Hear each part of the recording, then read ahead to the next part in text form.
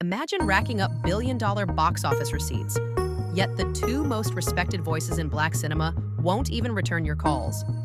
Today's deep dive rips open the silent feud where Spike Lee publicly brands Tyler Perry's catalog buffoonery, while Denzel Washington maintains a courteous but unmistakable distance.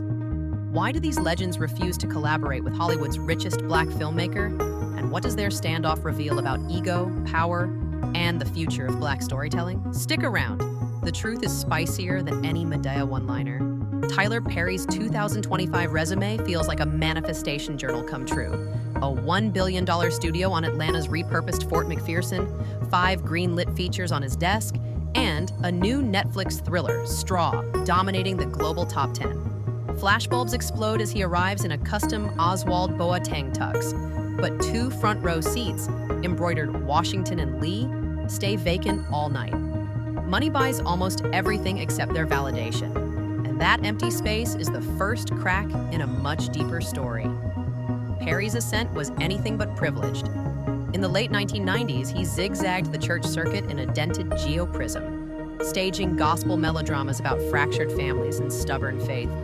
He once slept in the parking lot of a Baton Rouge megachurch because he couldn't afford a motel. By 2005, though, Diary of a Mad Black Woman flipped $5 million into 50. Middle America audiences applauded, ivory tower critics cringed, and one blunt Brooklyn native decided to say out loud what everyone else whispered in back rooms. At Clark Atlanta University's 2010 convocation, Spike Lee leaned into a squealing mic and delivered a single-sentence nuke. A lot of this new stuff? Buffoonery. Students gasped. Twitter ignited. Black cinema's family argument went global.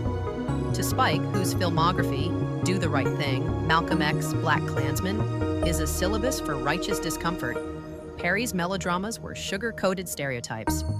The jab wasn't casual. Lee had spent decades fighting for nuanced depictions of Black life, only to watch Madea sell out multiplexes with fart jokes and hello catchphrases. In Spike's mind, that threatened hard-won ground. The irony? Both men claimed to be guardians of the same community, just with radically different toolkits. Perry fired back 3 months later on 60 Minutes. When Morley Safer quoted Lee's line, Tyler's jaw tightened and said, "Spike can go straight to hell."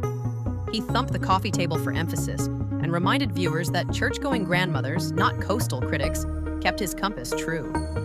He bragged that one Madea film employed more Black crew than some art house distributors did all year. Ticket sales agreed with him, but the feud mutated from critique to vendetta, cementing two camps, prestige seekers versus populists. Spike's contempt wasn't the only stain on Perry's rep.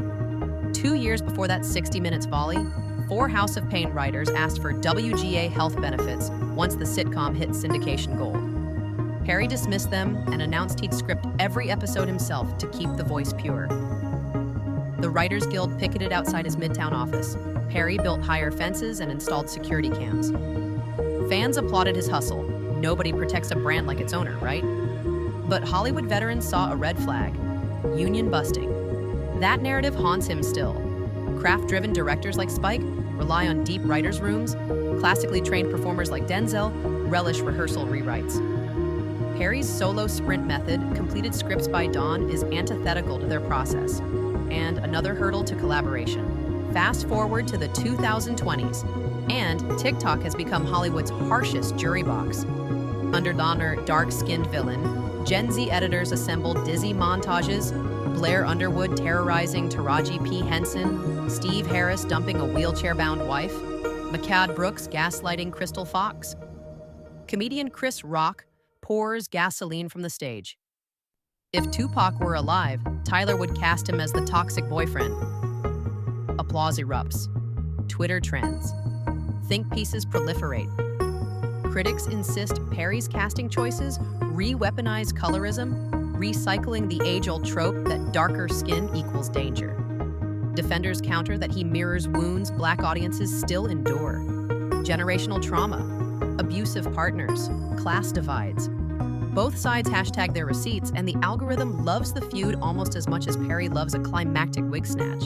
Spike occasionally retweets the harshest critiques with a cryptic eye-roll emoji, while Perry's social team fires back testimonials from actors praising the jobs he provides. Score: Internet Chaos 1, Reconciliation 0. Then there's Denzel Washington, master of the unspoken. For 3 decades, he's elevated fresh auteurs, cameoed for Friends, and mentored the next generation of August Wilson scholars. Yet across hundreds of interviews, he's never publicly entertained a Tyler Perry collaboration. On the 2025 Gladiator 2 press line, a vlogger asked point blank, "Would you ever do a Perry film?" Denzel's smile tightened, press junket polite, toothpaste commercial bright. He thanked Tyler for funding a Howard University scholarship, and with the smoothness of a veteran statesman, pivoted to the next question. In a town fluent in euphemism, that non-answer was louder than a shut door. Insiders whisper that Denzel distrusts Perry's lunch break rewrites and one-take ethos. Washington rehearses scenes like a boxer shadow sparring dialogue until every beat lands. Perry's sets chase speed and spontaneity. Their brands are oil and water, private gravitas versus omnipresent self-promotion. Aligning them would require a cosmic realignment and maybe the promise of a joint Oscar campaign. Add gasoline, Medea's wig, and floral moo-moo. Dave Chappelle once asked, "Why every black actor gotta wear a dress?" Jamie Foxx did it, Martin Lawrence did it, Eddie Murphy did it, but no one monetized the gag like Tyler. Some scholars argue cross-dressing comedy diffuses America's fear of black masculinity. Others insist it emasculates under the guise of humor. Overlay that with unverified gossip about Perry's private life, ever-present, never confirmed, and hyper-masculine icons protect their brand by steering clear. Denzel's carefully curated gravitas leaves no room for wigs or wink-wink in modern Hollywood. Optics sell tickets as surely as plot twists, and brand management trumps curiosity 9 times out of 10. Critics also overlook Perry's charitable ledger. Since 2019, he has bought groceries for entire senior centers, airlifted families out of hurricane zones, and personally chartered planes to rescue stranded American missionaries in Sudan. He routinely pays funeral costs for strangers after reading "GoFundMe, please" at midnight. He's funded police de-escalation training and bailed out nonviolent protesters in the same week. These receipts muddies the profiteer caricature, yet Spike remains unmoved, Denzel unrecruited, and the triangle stays frozen. Philanthropy can soften reputations, but it doesn't erase artistic disagreements or union grievances forged in public. Cut to summer 2025. Straw rules Netflix view hours.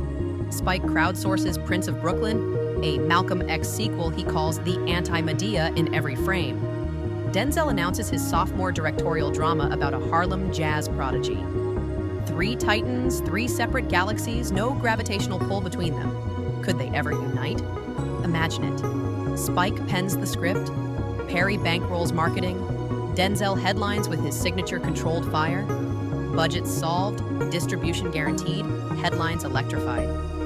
Yet put 3 alpha visions in one creative cockpit and you risk an ego-fueled nosedive by day 3 of shooting. Industry roundtables debate, collaboration could force accountability, Spike's nuance curbing Perry's tropes, Perry's cash amplifying Spike's reach, Denzel's rigor lifting performances, or it could combust, leaving only variety obituaries and a half-finished set in Atlanta. In Hollywood, never often ages into next summer, but the feud feels carved in granite. Here's the secret execs rarely admit. Hollywood crowns no monarch without the crowd's blessing. Algorithms study your watch time. Green light committees scrutinize YouTube comment heat maps. So let's settle it here. Would you actually stream a Spike Perry Denzel mashup? Would you binge the whole trilogy or doom scroll its meltdown? Drop your take below. Does cash conquer craft? Does nuance outshine Netflix metrics? Are you tired of lofty lectures and craving juicy drama? Or do you demand dignity at any cost? Your thumbs decide what gets funded in 2026, so feed the algorithm something it can't ignore. If you stayed till the final frame, smash that like, hit, and share this with the film buff friend who quotes Malcolm X and Madea goes to jail in the same breath. Until then, remember, Hollywood's loudest drama isn't always on screen, and sometimes the silence between legends is the most cinematic cut of all.